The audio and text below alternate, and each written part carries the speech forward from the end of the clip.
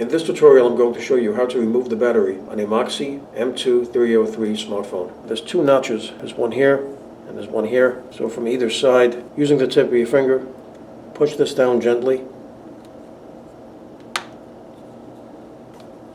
and gently peel away around the edges.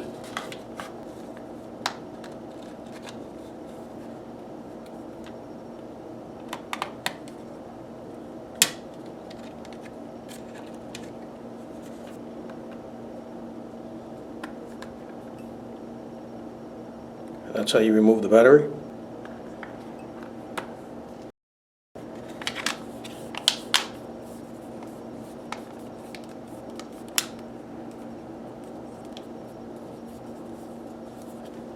So there you go. That is how to remove the battery on a Moxee M2303 smartphone. So I hope you found this video useful. If you have, please show your support for this channel by subscribing. Feel free to leave comments. Please like up this video, and thank you for tuning in.